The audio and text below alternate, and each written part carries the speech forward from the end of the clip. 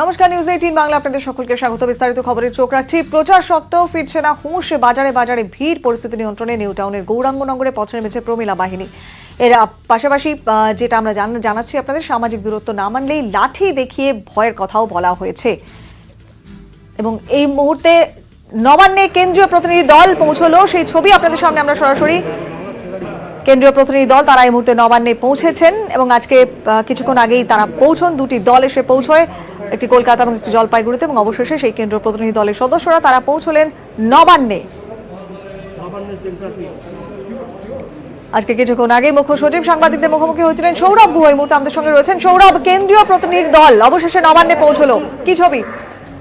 একেবারে কিছুক্ষণ আগেই কিন্তু কেন্দ্রীয় প্রতিনিধি দলের যারা নেতৃত্ব দিচ্ছেন তারা এসে উপস্থিত হয়েছেন এবং তারা এই মুহূর্তে মুখ্য সচিবের সঙ্গে বৈঠকে বসেছেন। কিছুক্ষণ আগেই মুখ্য সচিব যে সাংবাদিক বৈঠক করেছিলেন সেখানে কিন্তু বার্তাহীন ভাষায় তিনি বলেছিলেন যে কেন এমন ভাবে রাজ্য সরকারকে সম্পূর্ণ আড়ালে করে কেন্দ্রীয় এই প্রতিনিধি দল তারা বিভিন্ন জায়গায় ঘুরে বেড়াচ্ছেন, সেখানে রাজ্য সরকারকে কোনো সহযোগিতা তারা চাইছেন না বা কোনো আলাপ আলোচনা করছেন না, এমন একটা আচরণ তারা দেখাচ্ছেন যে কোথাও একটা বোধহয় কেন্দ্রীয় রাজ্য সরকার কিছু লুকাতে চাইছে।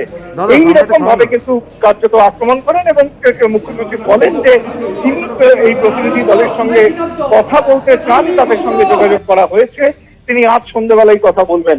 এবং তারই 2 মিনিটের মধ্যে কিন্তু কেন্দ্রীয় প্রতিনিধি দলের নেতৃত্ব যারা সালকিয়া অঞ্চল, হাওড়া অঞ্চলে ছিলেন, তারা কিন্তু তারা চলে আসেন এবং এই মুহূর্তে বৈঠক চলছে। দেখো কোয়েল, এই কেন্দ্রীয় প্রতিনিধি দলের আশাকে কেন্দ্র করে ইতিমধ্যে কেন্দ্রের বিষয়ে উষ্মা প্রকাশ করে টুইট করেছেন মমতা বন্দ্যোপাধ্যায়। কেন এই প্রতিনিধি দল পাঠানো হলো তার যৌক্তিকতা নিয়ে তিনি প্রশ্ন করেছেন এবং এটা ফেডারেল স্ট্রাকচারের পরিপন্থী বলেও তিনি মন্তব্য করেছেন।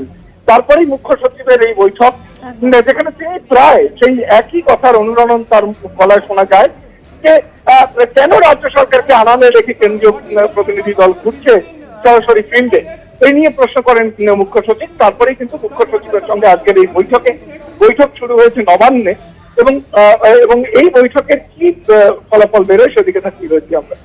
সৌরভ, কতজন এসছেন এই দলে, কতজন রয়েছেন?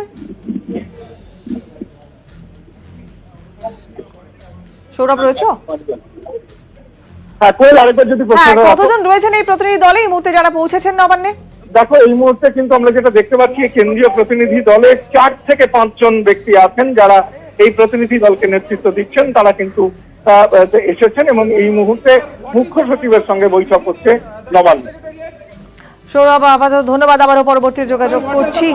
মুখ্য সচিব তিনি কিছুক্ষণ আগেই সাংবাদিকদের সঙ্গে মুখোমুখি হয়েছিলেন, তখন ঠিক কি বলেছিলেন শোনাবো আপনাদের। আপনি দেখেন মানচিত্র, সেখানে যে এলাকাগুলিকে এখন বলা হচ্ছে যে একটা টিম, সেন্ট্রাল টিম ওখানে গিয়েছে, কেন গেছে, কি মাপ কাটিতে গেছে, কিভাবে ওরা বেছে নিয়েছে এলাকা আমরা জানি না। আমরা খবরটা পেয়েছি, চিঠি পেয়েছি, ফোন পেয়েছি, তার 15 মিনিট মধ্যে এই টিমগুলো নেমে গেছে ক্যালকাটাতে অথবা বাগডোগরাতে। সেখানে বলা হয়েছে টিমগুলো নেমে তারপরে রাজ্য সরকার সঙ্গে যোগাযোগ করে আমরা লজিস্টিক ট্রান্সপোর্ট ব্যবস্থা করব, তারপরে ওরা যদি ফিল্ডে যাওয়ার মনে করে তাহলে যাবে। আমাদের বক্তব্য একটাই হচ্ছে যে কেন্দ্র আর রাজ্য সরকারের কিভাবে কাজ হবে ইন এ ফেডারেল সেটআপ সেটা দেওয়া আছে। হেলথ যেটা আছে এটা ন্যাশনাল সাবজেক্ট, আমি আগেও বলেছি, কিন্তু pandemic health is a state subject, কিন্তু প্যান্ডেমিক যেটা আছে it is a national calamity, it's a national disaster অ্যাক্টে করা হয়েছে। কাজে কোনো অবকাশ নেই যে ন্যাশনাল গভর্নমেন্ট যদি মনে করেন আন্ডার দ্য অ্যাক্ট কি কোনো কাজ করার দরকার আছে তাহলে আমরা করব না কেন। এবার এটা যেটা করা হয়েছে যে টিম পাঠিয়ে দেওয়া হয়েছে, এরা নেমে কোথাও এসএসবি কে নিয়ে, কোথাও বিএসএফ কে নিয়ে এরা মাঠে চলে গেছে। এবার এটা নিজেদের ইন্টারনাল যে ওদের সার্কুলার রয়েছে তার উল্লঙ্ঘন হয়েছে, প্লাস আমরা মনে করি যে আমাদের সঙ্গে যোগাযোগ করে আমাদের কাছে এসে কথা বলে আমাদের কাছ থেকে ব্রিফিং নিয়ে তারপরে যদি প্রয়োজন হতো ওরা ফিল্ডে যেতেন। কিন্তু এমনভাবে মনে হচ্ছে যে আমরা কিছু লুকোচ্ছি, নেমেছেন এয়ারপোর্ট থেকেই সরাসরি ফিল্ডে চলে যাচ্ছেন, এটা কিন্তু আমরা মেনে নিতে পারছি না। আমরা বলেছি আসুন আপনারা আমার সঙ্গে কথা বলুন, রাজ্যের প্রতিনিধিত্ব করছেন চিফ সেক্রেটারি, আমার ঘরে আসুন, আমার সঙ্গে কথা বলুন, ব্রিফিং করব, তারপরে যদি মনে হবে প্রয়োজন হবে ফিল্ডে যাবেন, প্রয়োজন না হবে ফিল্ডে যাবেন না। This is very very clear. আমাদের স্ট্যান্ড, আমাদের মাননীয় মুখ্যমন্ত্রী যেটা বলেছেন অথবা আমরা যেটা বলছি একই কথা। আমার কাছে টিম এসেছে, আমি টিমকে ডেকেছি, টিমকে ডেকে আমি কমিউনিকেট করব, ওরা আমার কাছে আসবে, আজকে দেখা করবে, আমি কমিউনিকেট করব। যে টিমটা দক্ষিণবঙ্গে আছে, উত্তরবঙ্গে যে টিম আছে তাকে বলেছি ফোনে আমার সঙ্গে কথা বলতে, কিন্তু আমরা যতক্ষণ ক্লিয়ার হব না যে ওদের কি প্রয়োজন আছে, কেন যাচ্ছে, ততক্ষণ আমরা আমাদের রাজ্যে ওদেরকে ঘুরতে দেব না। যেখানে প্রতিবাদ করা আছে, যা করার আছে আমরা করে নেব। আরে করোনা নিয়ে যুদ্ধ চলছে, রাজ্য সরকার আর কেন্দ্র সরকারের কোনো যুদ্ধ নেই। মুখ্য সচিবের বক্তব্য স্পষ্ট এবং তিনি যেটা বলেছিলেন, তিনি তাদেরকে আসার জন্য আসার কথা বলেছিলেন। তারপরই নবান্নে পৌঁছয় প্রতিনিধি দল এবং এই মুহূর্তে বৈঠকে তারা মুখ্য সচিবের সঙ্গে। এদিকে এর আগেই এই কেন্দ্রের সিদ্ধান্তে যুক্তরাষ্ট্রীয় কাঠামোয় আঘাত লাগে টুইট করেছেন ক্ষুব্ধ মুখ্যমন্ত্রী। কিসের ভিত্তিতে কেন্দ্রীয় দল? বাছাই জেলায় কেন নজর? মোদী শাহকে প্রশ্ন মুখ্যমন্ত্রীর। উদ্দেশ্য স্পষ্ট হলে তবেই সহযোগিতার বার্তা, এমনটাই টুইট করেছেন মুখ্যমন্ত্রী মমতা বন্দ্যোপাধ্যায়। আরো একবার আপনাদের জানিয়ে রাখি, আজকে ক্ষুব্ধ হন মুখ্যমন্ত্রী মমতা বন্দ্যোপাধ্যায় কেন্দ্রের এই প্রতিনিধি দল রাজ্যে আসার বিষয়টিতে, এবং তিনি প্রধানমন্ত্রী নরেন্দ্র মোদী এবং স্বরাষ্ট্রমন্ত্রী অমিত শাহকেও এই গোটা বিষয়টিতে অনুরোধ করেন যে কি কারণে কেন্দ্রীয় প্রতিনিধি দল এ রাজ্যে এসছে। এই বিষয়টি, এই দলের আসার উদ্দেশ্য স্পষ্ট হলে তবেই সহযোগিতা করা হবে, এমনটাই টুইটে বার্তা দিয়েছেন আজ ক্ষুব্ধ মুখ্যমন্ত্রী।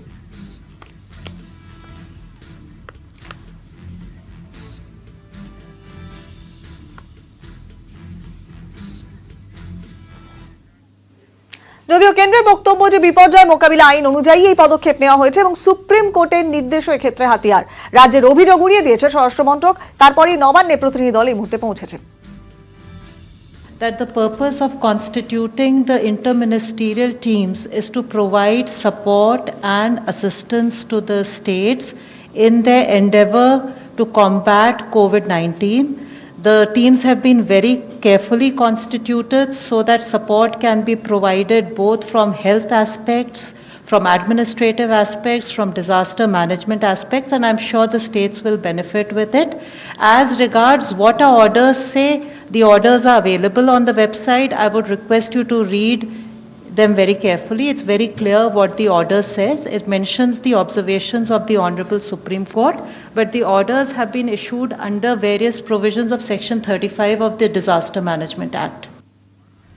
আর এই গোটা বিষয়টিতে আমরা কথা বলেছিলাম বিজেপি রাজ্য সভাপতি দিলীপ ঘোষের সঙ্গে এবং সুজন চক্রবর্তী সিপিএম নেতা, তিনিও তার প্রতিক্রিয়া ব্যক্ত করেছেন। শুনুন। ওনার জানা উচিত দেশে যে ডিজাস্টার ম্যানেজমেন্ট অ্যাক্ট লেগে গেছে, সেই অ্যাক্টের আন্ডারেই কেন্দ্র সরকার এই সমস্ত গতিবিধি করছে। যে অ্যাক্টের সুযোগ নিয়ে উনি আমাদের কর্মীদেরকে কেস দিচ্ছেন, ডক্টর সুভাষ সরকার এমপি, তাকে এফআইআর করা হয়েছে ডিজাস্টার ম্যানেজমেন্ট অ্যাক্টে। তো কেন্দ্র সরকার যদি ব্যবস্থা নেয় উনি কষ্ট পাচ্ছেন কেন?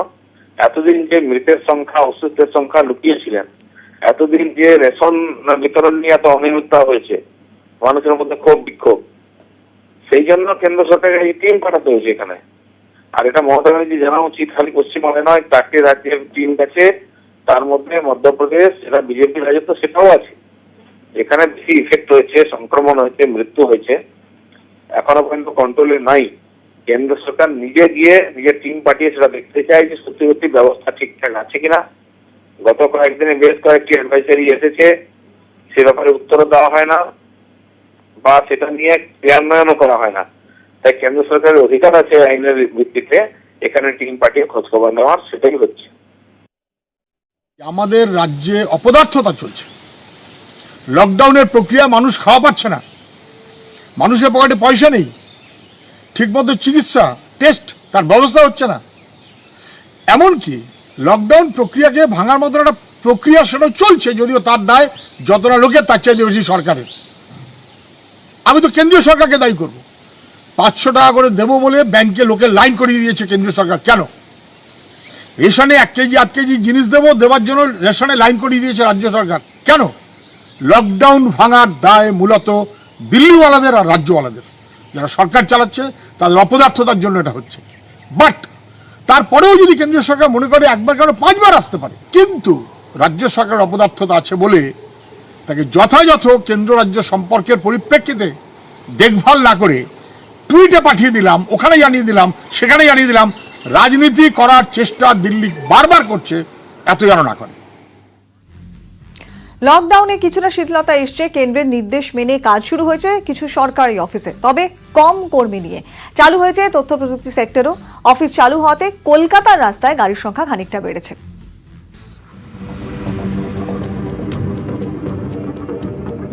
২৬ দিনের চেনা ছবিটা সোমবার যেন একটু অন্যরকম। কিছু ক্ষেত্রে লকডাউন শিথিল, কেন্দ্রের গাইডলাইন মেনে চালু হলো সরকারি অফিস প্রায় ২৫% কর্মী নিয়ে।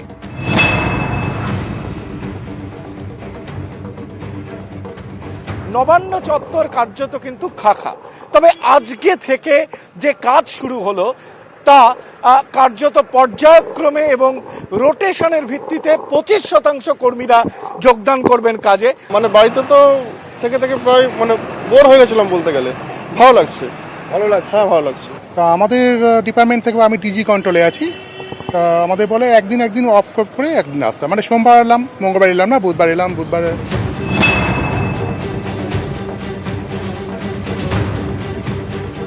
আমরা রয়েছে এই মুহূর্তে রাইটার্স বিল্ডিং এর সামনে। মহাকরণের আমরা বিভিন্ন দেওয়ালে দেখতে পাচ্ছি যে পোস্টার লাগানো হয়েছে, যেখানে লেখা রয়েছে সর্বদা মাস্ক পরে ও হাত ধুয়ে রাইটার্স বিল্ডিং এ প্রবেশ করুন। মহাকরণের যে গেটের যে প্রধান যে গেট, সেই প্রধান গেটের সামনে দেখা গেছে হাত ধোয়ার জন্য লিকুইড সাবান রাখা হয়েছে। এই সমস্ত যারা কর্মীরা এখানে আসছেন তারা প্রথমে এখানে এসে হাত ধুয়ে তারপরে মুখে মাস্ক লাগানোর পরে মহাকরণের যে প্রধান যে গেট, সেই গেট দিয়ে তারা নিজের অফিসে প্রবেশ করছেন।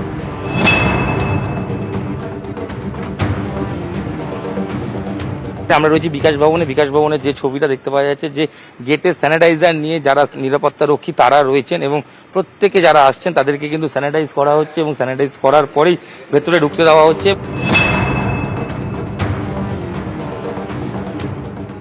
সেক্টর 5-এ বেশ কিছু তথ্য প্রযুক্তি সংস্থায় কাজ শুরু হয়েছে। বিভিন্ন অফিসের গেটে থার্মাল চেকিং, স্যানিটাইজার। প্যাডিস্ট্রিয়ান এন্ট্রির জন্য আর ভেহিকেলের ড্রাইভার আর প্যাসেঞ্জারদের জন্য আমরা প্রথমে স্যানিটাইজ করছি, দেন থার্মাল টেম্পারেচার সেন্সর দিয়ে টেম্পারেচার মাপছি, তারপরে আমরা অ্যালাউ করছি। हाँ, हम तो ऐसे पैदल से ही आया। पैदल? हाँ। कितना दूर से? ज्यादा दूर नहीं, आसपास ही है हम लोग। সব রকম ব্যবস্থা নেওয়া হয়েছে। থার্মাল গান ইউজ করা, স্যানিটাইজার ইউজ করা, অফিসের মধ্যে সোশ্যাল ডিস্টেন্সিং মেনটেন করা, সব করা হয়েছে। তথাপি আমি আপনাকে বলবো যে আমরা কিন্তু উই আর ইন নো হারি। আমরা ধীরে সুস্থে করতে চাই যাতে কারুর কোনো ক্ষতি না হয় এবং যারা সোশ্যাল ডিস্টেন্সিং নর্ম মেনে, সরকারের নির্দেশ মেনে যেটা বেস্ট সেটাই আমরা করব। বেশ কিছু অফিস চালু হয়েছে, তাই কলকাতার রাস্তায় বেড়েছে গাড়ির সংখ্যা। গত কয়েকদিনের শুনশান মা ফ্লাইওভার, ডালাহাউসি বা ধর্মতলার ছবিটা এদিন খানিকটা অন্যরকম। জেলায় জেলায়ও ছবিটা এক। আসানসোল, বাঁকুড়া, বহরমপুর, মালদা, বীরভূম সরকারি অফিস খুলেছে সব জায়গায়। হাজির নির্দিষ্ট সংখ্যক কর্মী। নিউজ 18 বাংলা। এই মুহূর্তে বিজেপির রাজ্য সভাপতি দিলীপ ঘোষ, তিনি সাংবাদিকদের মুখোমুখি। 10 লাখ করেছেন, কিন্তু আমার সন্দেহ হচ্ছে ভগবান না করুক এদের জন্য কোনো ক্ষতি হয়, অসুস্থ হন, কেউ মারা যান, তারা কি আদৌ 10 লাখ টাকা পাবেন? কারণ রাজ্য সরকার যে পলিসি আছে, কোনো একজন বিশেষ ব্যক্তি বলবেন তিনি করোনাতে মারা গেছেন কিনা, কোভিড ভাইরাসে আক্রান্ত মারা গেছেন কিনা, কাউকেই স্বীকার করা হচ্ছে না। বিভিন্ন জায়গায় মারা যাচ্ছে, বহু লোক মারা যাচ্ছে, তার টেস্ট হচ্ছে না। একজন নেতা একটা কমপ্লেন করেছেন, মোহাম্মদ সেলিম, যে একটা লোক মারা গেছে 12 তারিখ, 13 তারিখ তার স্যাম্পেল নেওয়া হয়েছে, 14 তারিখ টেস্ট হয়েছে। মুখ্যমন্ত্রী নিজে বলছেন মৃতদেহতে জীবাণু বা ভাইরাস জীবিত থাকে না, তাহলে একদিন পরে কেন স্যাম্পেল নেওয়া হচ্ছে, আর একদিন পরে কেন টেস্ট তার রিপোর্ট আসছে? এই যদি হয় তাহলে কখনো ঠিক রিপোর্ট আসবে না। তার মানে যদি কেউ মারাও যায় করোনা ভাইরাসের আক্রমণে, সেই ব্যক্তি এই 10 লাখ টাকা বিমার সুযোগ পাবেন না। মমতা ব্যানার্জি খালি ঘোষণা করেন, কাউকে দেওয়ার সদিচ্ছা নেই। কারণ এমন মারপ্যাঁচ করে রেখেছেন পশ্চিমবাংলায়, ওই যে 12 জন হয়েছেন, 112 জন মারা গেলেও 12 জনের বেশি সংখ্যা হবে না, চেপে দেওয়া হচ্ছে। আর এগুলো লোক দেখানো, যেহেতু নরেন্দ্র মোদী করেছেন, উনিও ঘোষণা করে লোককে দেখাচ্ছেন আমি চিন্তা করছি, কিন্তু কাউকে একটা টাকা উনি দেবেন না। দুটো ঘটনা আমাদের খুব চিন্তায় ফেলেছে। আজকে ট্যাংরাতে ব্যাপক পুলিশকে পেটানো হয়েছে, কারণ লকডাউন মানা হচ্ছে না। বারবার কমপ্লেন আসছিল, এরকম কিছু জায়গার মধ্যে ট্যাংরা একটা পুলিশ তাদের অনুরোধ করেছিল বাড়িতে থাকার জন্য, পুলিশকে পেটানো হয়েছে, মারা হয়েছে, গাড়ি ভাঙা হয়েছে, ইট পাটকেল চলেছে, সঙ্গে সঙ্গে আশপাশের বাড়ি ভেঙে দেওয়া হয়েছে সাধারণ লোকেদের। একটি বিশেষ সম্প্রদায়ের লোকেরা বারবার এটা করছে, আর রাজ্য সরকার একবারও তাদের কিন্তু কড়াকড়িভাবে বলছে না। আর সেই জন্য যে ব্যাপক সংক্রমণ ও মৃত্যু হচ্ছে সেটাকে চেপে দিচ্ছেন ওনারা। পশ্চিমবাংলার বাইরে সব জায়গায় লকডাউন চলছে এবং পুলিশ প্রশাসন কড়াকড়িভাবে তাকে আটকেছে। উত্তরপ্রদেশের মতো এত বড় রাজ্য, সেখানে সংক্রমণ আটকানো গেছে। কেন রাজ্য পশ্চিমবাংলায় করছে না? কেবল ভোটের চিন্তা, কিছু লোককে ছেড়ে দিয়েছেন, আর সেই কিছু অবাধ্য লোকের জন্য বাকি সমাজের সমস্ত মানুষের জীবন আছে ঝুঁকির মধ্যে পড়ে গেছে। কোথাও লাঠিচার্জ, কোথাও ধমক, কোথাও টহলদারি, আবার কোথাও ব্যারিকেড। লকডাউনে কড়া পুলিশ।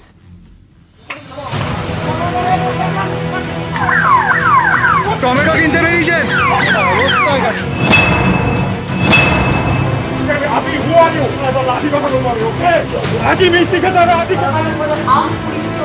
গত সপ্তাহে মুখ্যমন্ত্রী বার্তা দেন, অনেক হয়েছে, আর না। সংক্রমণ মোকাবিলা এবার হাওড়া এবং কলকাতা ও উত্তর 24 পরগনার বিস্তীর্ণ এলাকায় টোটাল লকডাউন করা হবে পুলিশ। সে মতোই সোমবার রাস্তায় রাস্তায় লাঠি হাতে উর্দিধারীরা।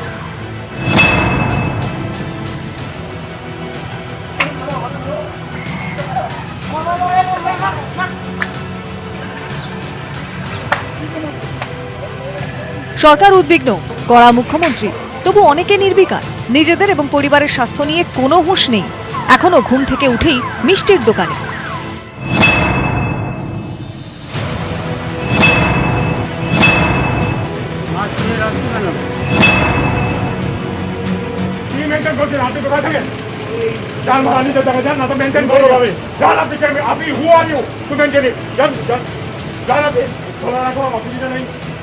লোক যদি এখানে যদি কাছাকাছি হয় তোমাকে খাওয়া তোমাকে খাওয়া লাঠি কথা বলবো আমি। ওকে, আমি কিছু দরকার নেই। কত পয়সা আপনার? আপনি জানেন না রেলটা একই মিষ্টি খেতে হবে।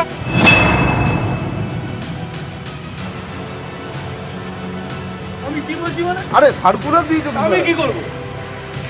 তো এটা আমি কি করবো? আমাকে আমার কি করার আছে আপনি বলুন, আমার কি করার আছে? আরে আপনি বলবেন তো আমি কি করবো? আমি কি করবো আমি বলবো আপনাকে? নারকেলডাঙ্গায় আমি যেখানে দাঁড়িয়ে আছি, এটা হচ্ছে হটস্পট একটি, আর একটি 29 নম্বর ওয়ার্ড। এখানে পুলিশ কন্টিনিউ কিন্তু তাদের কর্তব্য করছেন। তারা প্রত্যেককেই বারণ করছে, এখানে এটা হটস্পট জোন, এখান থেকে যেতে না বলছে, কিন্তু প্রত্যেকটা মানুষ কেউ কিন্তু শুনছেন না। অর্থাৎ এখানে কিন্তু মানুষ পুলিশের সঙ্গে বিভিন্ন ধরনের বাদানুবাদে জড়াচ্ছে। কলকাতার বিভিন্ন এলাকাতেই সোমবার সকাল থেকে ব্যারিকেড, পুলিশের টহলদারি, টোটাল লকডাউন।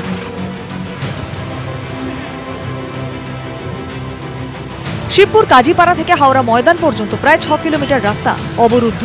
জায়গায় জায়গায় পুলিশের ব্যারিকেড। ক্যামেরায় দীপক উপাধ্যায়ের সঙ্গে শঙ্কু সাঁতরা ও দেবাশিস চক্রবর্তী, নিউজ 18 বাংলা।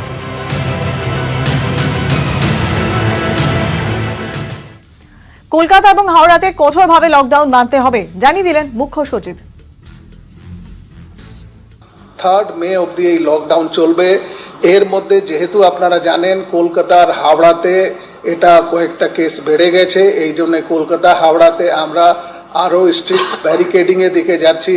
কিন্তু মাথায় রাখবেন যে কোনো জায়গায়, আমি আগেও বলেছি, ব্যারিকেডিং করার আগে, মানুষের চলাফেরা রেস্ট্রিক্ট করার আগে কিন্তু ওদের এসেনশিয়াল জিনিসের ব্যবস্থা আমরা করি।